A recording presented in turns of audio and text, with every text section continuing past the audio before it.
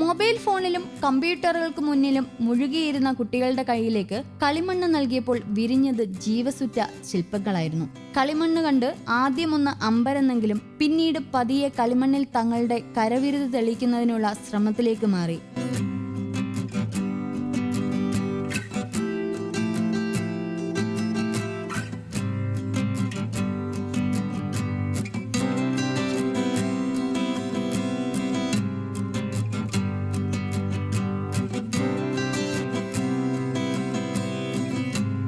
Pallimon Siddhartha central സ്കൂളിൽ നടന്ന കളിമൺ കളരിയിലാണ് കുട്ടികൾ ശില്പികളായി മാറുന്ന അപൂർവ കാഴ്ച നടന്നത്.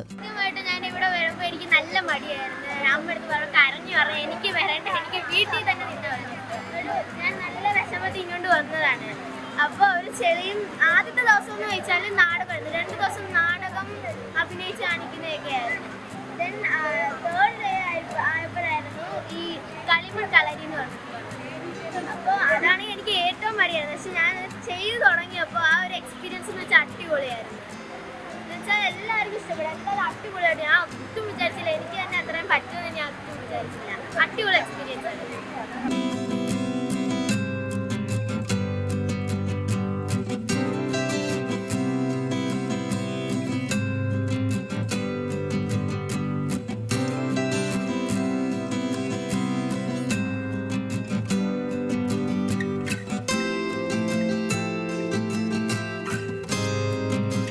പരിശീലകർ കളിമണ്ണുകൊണ്ട് നിമിഷ നേരം കൊണ്ട് ശില്പങ്ങൾ സൃഷ്ടിക്കുന്നത് കണ്ടതോടെ കണ്ടുനിന്നവർക്കും ആവേശമായി. എന്നാൽ ഒരു കൈ നോക്കിക്കളയാം എന്ന ഭാവത്തിൽ കളിമൺ കളരിയിലെത്തിയവരെല്ലാം കളിമണ്ണ് കയ്യിലെടുത്ത് തങ്ങളുടെ ഭാവനാശില്പ നിർമ്മാണത്തിലേക്ക് തിരിഞ്ഞു.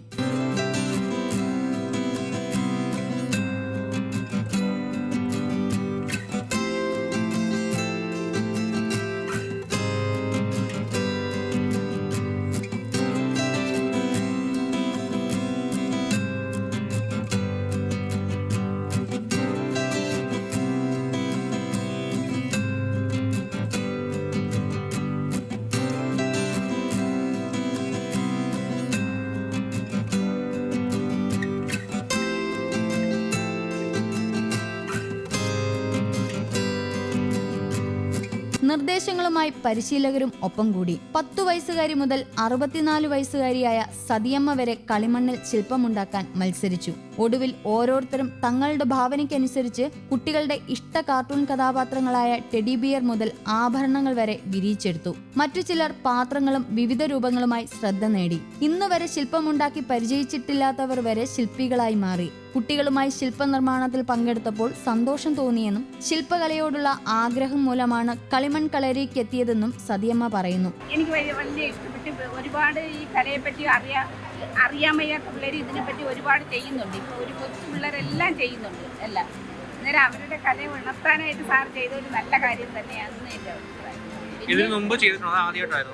ഞാൻ ഇതിനു മുമ്പ് ചെയ്തിട്ടില്ല. ഞാൻ ഡ്രോയിങ്ങേ അറിയാവൂ, അല്ലാതെ ക്ലേ മോഡലിങ്ങോ മോഡലിംഗ് ആയിട്ടുള്ളത് ഞാൻ ആദ്യമായിട്ട് ചെയ്യുന്നത്.